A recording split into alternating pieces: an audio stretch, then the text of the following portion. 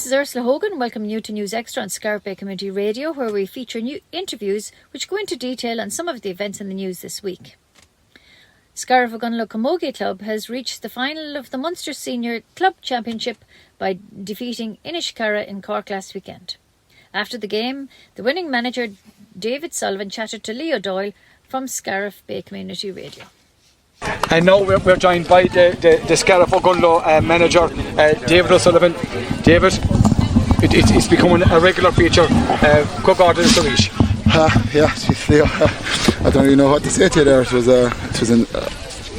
a brutal game of camogie in terms of the weather and the conditions and the pitch and all that kind of stuff, but a bit of a slow start, similar to the county final against Clonlara, against the wind. We're being cut open. I think that period before half time again was very crucial. We happened to score a goal and 2 points, and we took ourselves into the lead at half time. While we weren't spectacular in the second half, we did enough to just keep them at arm's length for the whole game, and Ashton Corbett's free taken again. I always said to Bob that it'd eventually come back around to you again to start to be the main person on this team again, and by God today did she deliver with some cracking frees from difficult angles. And indeed, I suppose the indiscipline of Inis Carra type, but they were not easy frees, David. They were all difficult, and she nailed them from different angles. 100%. And to be honest with you, we didn't come down here today and expect this to be a cakewalk or anything. They may not be Cork champions, but by God, when you play a Cork representative in Cork, you're going to come down here and you'll have to earn it, and that's exactly what we did today. They're a very good team. They play a lovely brand of fast camogie, moving through the lines, and it's hard sometimes to counteract that, but we just had to stay plugging away at it. We just had to stay working hard, and when the opportunities came, Alicia O'Donnell had a score from the sideline as well, won the ball, took on 2 girls, put it over the bar, but our defence was resolute all throughout. I don't think we were in danger of conceding a goal at any stage really. There was a couple of late frees in around the goals and that kind of stuff, but I thought our defence was brilliant. We'll have to fine tune on a lot of things, but we're there anyway, and it's our first competitive match back after Christmas, so all we can do is improve. And David, unfortunately towards the end of the game there, a quarter Derek for Susan Vaughan, who had a tremendous game. Could you tell us, was it 2 yellows or was it a quarter Derek, David? To be honest, look, I'm going to say it wasn't, to be quite honest with you, but that's my opinion. I'm a Scariff Ogonnelloe person, and my opinion is, a yellow would have done, but to be quite honest with you, we will be appealing it. We will be doing everything in our power to make sure that Susan is free to play the next day.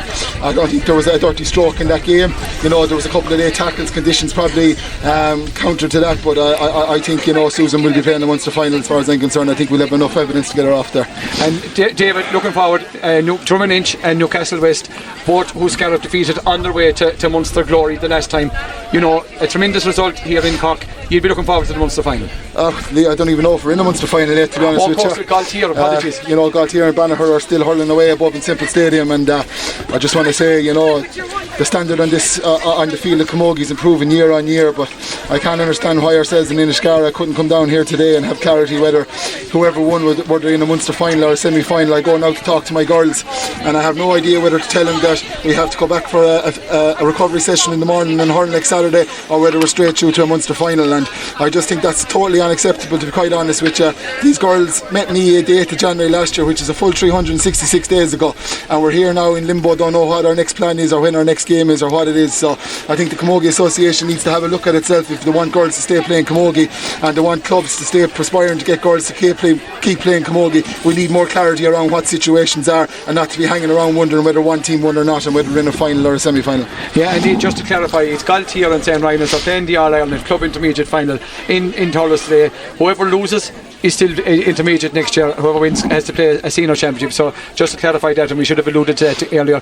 David, the one thing you found about your player that you probably know already, the character shown by all the players. Every player on the team, including the substitutes, made a major contribution. Yeah, but look, that's been the way all year, Leo. There's times when we've had to hang in there, and by God, when we have to hang in, we never give up. And that's one trait I tried to bring to the girls since I came here, is that no matter how you're hurling, and not every day you're going to hurl well, but you just have to hang in there, and you have to battle hard, and you just have to try for the girl beside you, because she's going to do the same for you. And that wasn't pretty out there. It probably wasn't the best we've ever played, but in terms of the want and the will and the hunger and the dive for each other, there was nothing missing there today. We a couple of COVID cases over the Christmas, we had a couple of injured girls out there today hanging by a thread, but everyone put their body on the line for Scariff Ogonnelloe today, and as a result now we move forward to the next round, and we're delighted. And David, as always, going to be Lamar, thanks for taking the time to talk to us, and we look forward to talking to you again in the very near future. Thanks, Leo, thank you very much.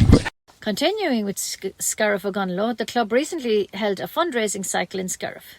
The event was very well supported by the public, but the organisers were thrilled when the country music star Mike Denver turned up to have a go on the bike. Mike chatted to Jim Collins for Scariff Bay Community Radio. I'm here in the square in Scariff with Mike Denver, singer and country star.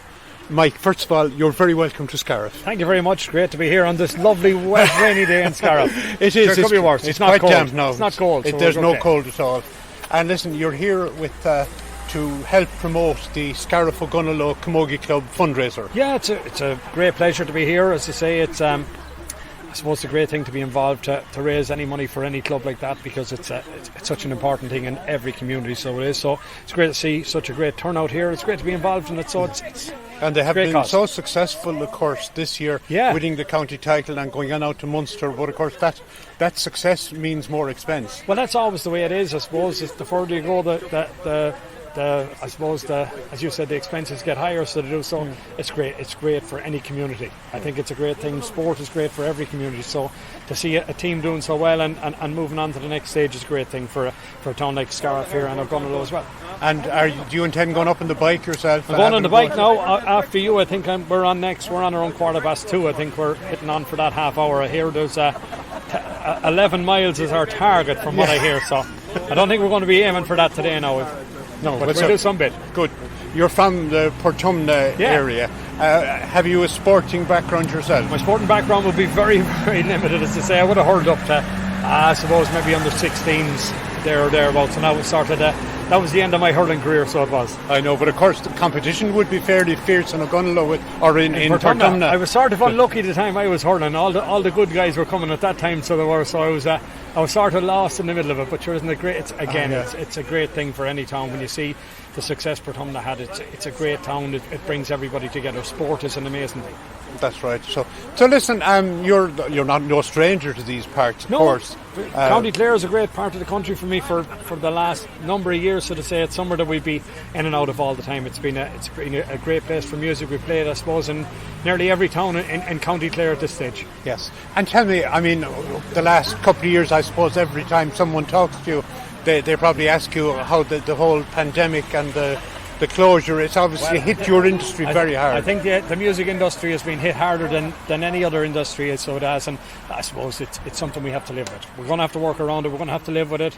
The most important thing really at the moment is to mind everybody, I suppose the older folk have to be minded most of all at the moment, so we're sitting back waiting, and hopefully this Omicron will leave us very, very soon and we get back to some bit of normality in the next couple of months. We'll be back on the road, looking forward to getting back, doing some dances, doing some concerts. We were in the middle of a tour with Ray Lynham and Philomena Begley and Brendan Shine as well, so we'd abandon ship, as to say, but hopefully in another couple of months we'll be back in full flight. Have you been able to do any gigs in the last while? We've done nothing for the whole month of December. All's gone, so it is. We had a full tour. We were up to our necks for December, right through till for the foreseeable future, as I say. So it's strange times, but hopefully we'll be back now shortly. I know. And what kind of a lineup have you in the can, we'll say, or we've a lot of things in the plan for this year? Well, I've the new album just released there a couple of weeks ago, which is called.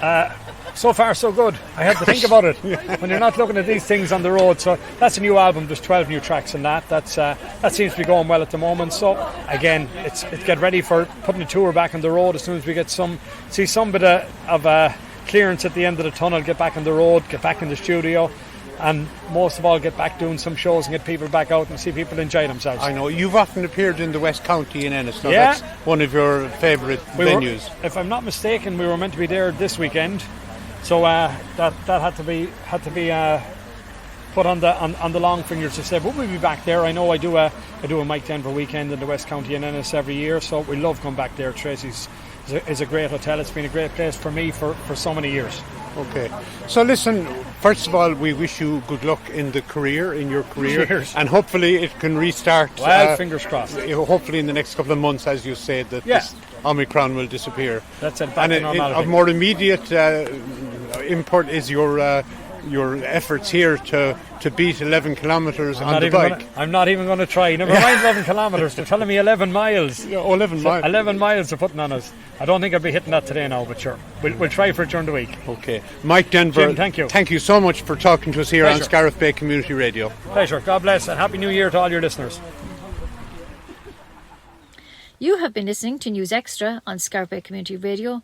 Join us again next week and we will keep you updated on local events. This is Ursula Hogan for Scariff Bay Community Radio.